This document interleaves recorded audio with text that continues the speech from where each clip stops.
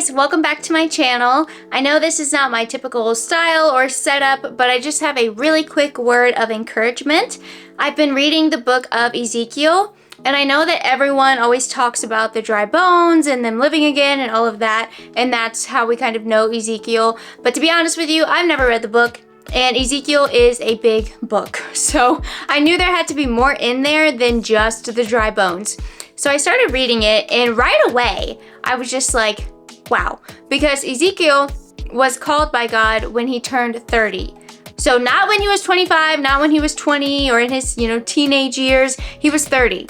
And he got called by God to start prophesying to Israel. So if you think that it's too late for you or you're too old or too young or what have you, no.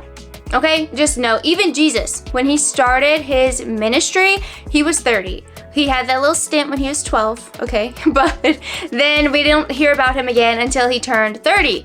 And even his ministry, like when you think about Jesus and how impactful his ministry was, he was only down here doing that for like 3.5 years. All of those miracles were within a 3-ish year time span, okay? And they were extremely impactful. But if you think about it, those miracles did not save humanity.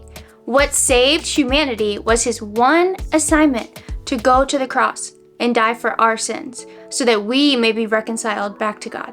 Like, I was just like, oh my gosh, look at that. So if you think that your one assignment that you're working on right now is just nothing, it's small potatoes, what have you, no, you never know what can happen. You never know the impact that you can have with a single assignment. With a single yes to God, you never know where that can lead you. And Ezekiel, right, he was 30, he got called, and God told him, look, I'm gonna need you to talk to Israel and tell them XYZ, but by the way, they're stubborn and they're probably not gonna listen to you.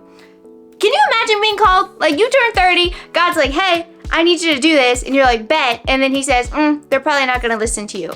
Would you still do the assignment if you knew that people weren't going to listen? Would you still write the book?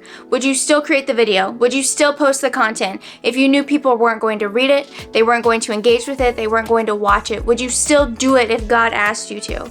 And because Ezekiel said yes to that, and if you keep reading, he had to do some crazy things, okay? I'm still in the beginning, but he had to be tied up and cook his food over poo, okay? Like, it's wild. That's the beginning. Like, he gets called and that's like the first thing that he has to do.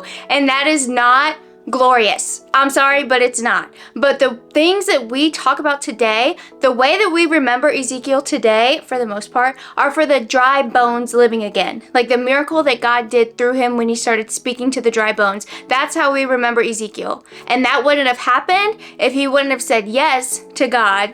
Even though the assignment was like, what's the point if they're not gonna listen? Even though he had to do some gruesome, not glamorous things, he said yes, and he did that. And I'm sure he did more, okay? I haven't read that yet. But then we hear and we see the dry bones and that miracle, and that's how he remember him. Even with Jesus, his first miracle, right? Turning water into wine. Not like super glamorous, but also kind of glamorous, a little bit better than eating food that was cooked over poo.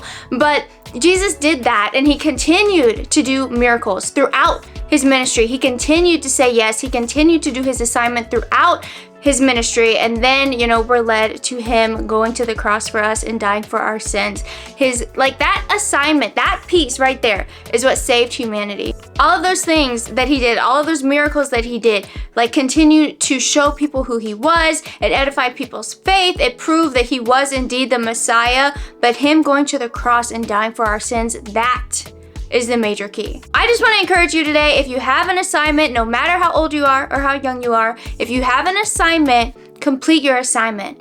Say yes to God. Give him your yes. You never know where it's going to lead you, okay? It may not be glamorous in the beginning. It may not be cute. It may not feel like it's the time. Even Jesus, right, when Mary was like, hey, go ahead and do your little miracle, he was like, it's not my time.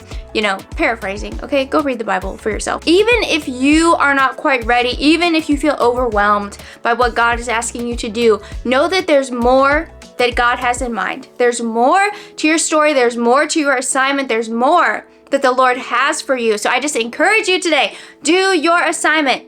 I don't care if it's going to talk to somebody, if it's posting something on your page, if it's starting a YouTube or starting a blog, or if it is, even writing down the vision that He's given you.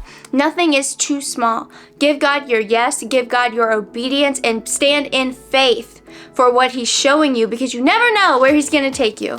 You never know. You truly never know.